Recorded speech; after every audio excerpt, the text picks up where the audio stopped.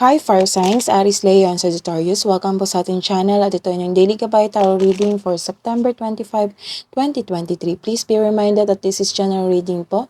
So maaari kayo makarelate o hindi. Just take what resonates. Gamitin ang reading na ito bilang gabay lamang. Balik po kayo dito bukas para sa ating Daily Gabay Tarot Reading for September 26. Opo, bukas. Please like, subscribe, and click bell button para updated po kayo sa Daily Tarot Reading natin. Maraming salamat po. Para po sa gusto magpa-reading, maaari nyo pong makuha ang link. Nasa description box po ito. Message lang po ako sa messenger. Maraming salamat po. Spirit guides, ano po ang ganap today para kay Aries, Leo, and Sagittarius ngayong September 25?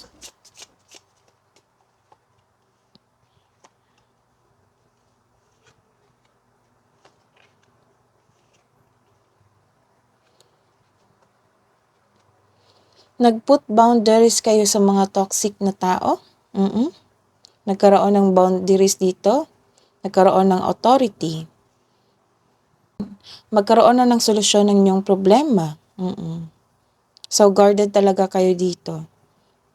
Some of you nag-a-apply ng insurance for security. Yan yung ganap today. Hingi tayo ng advice.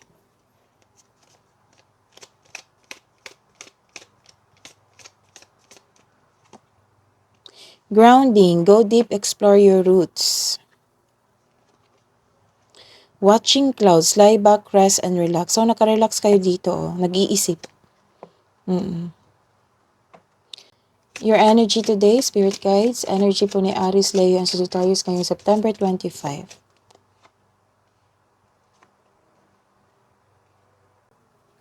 May ganap na away?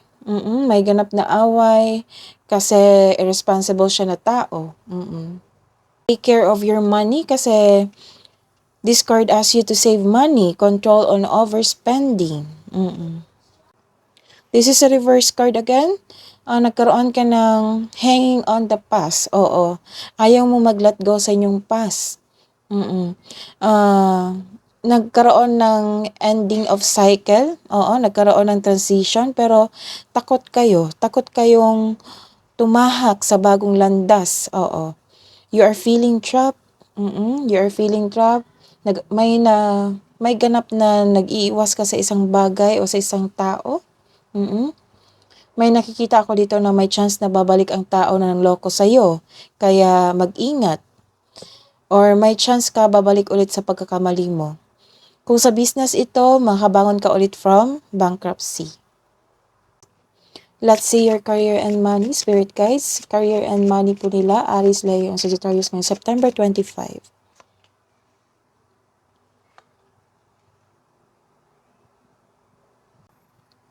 Mataas ang inyong intuition ngayon, may sikreto kang malalaman ngayon, o malalaman mo na kung sino ang manloko o nanloko sa'yo. Kaya pala lumabas dito yung past person mo na babalik sa'yo. So this card also tells you na dapat ikaw ay magpahinga at magdilay-nilay.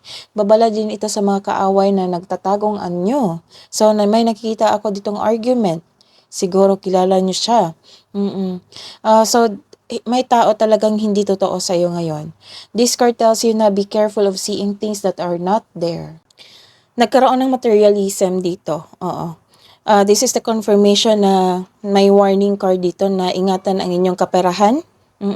Kasi nag-overspend dito eh. May nakita akong materialistic na tao.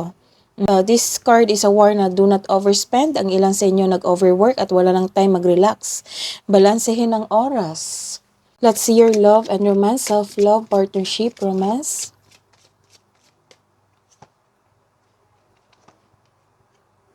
This is good news sa mga single because new love is coming. This card tells you na the divine is offering you a new love.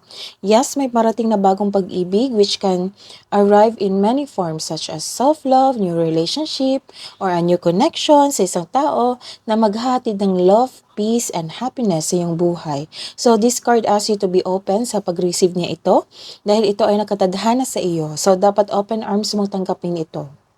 Sa mga may relasyon, magkakaroon kayo ng renewal of love, very supportive at mahal na mahal nyo ang isa't isa. Masaya kayo ngayon at dahil masaya kayo, nagkaroon kayo ng positive emotions flow. Wow. Pwede din na may buntis or the arrival of a new baby. So this is a reverse card. Nagkaroon pa kayo ng isang fear of change.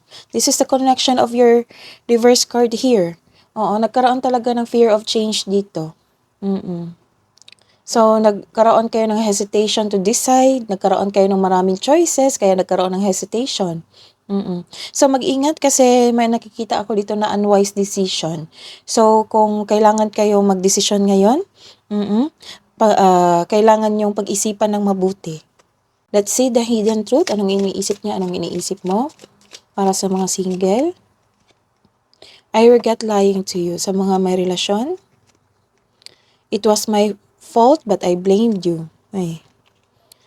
Self-love po para sa mga single.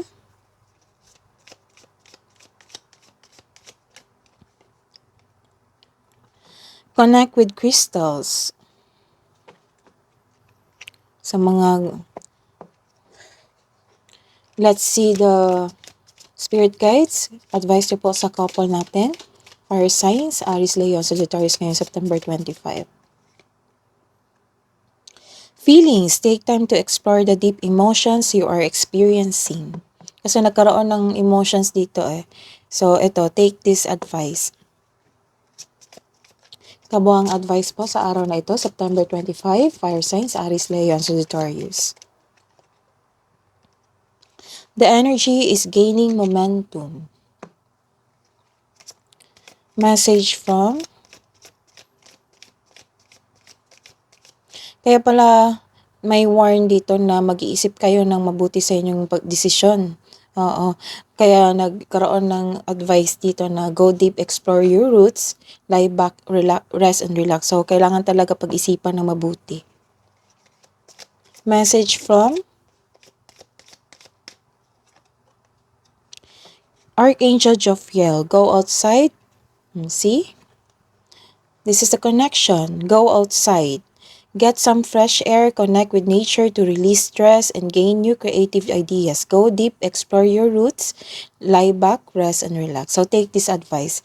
That is your reading, fire signs. Balik po kayo dito bukas. Please like, subscribe, and click bell button for notification para po updated kayo sa daily tarot reading natin. Maraming salamat po.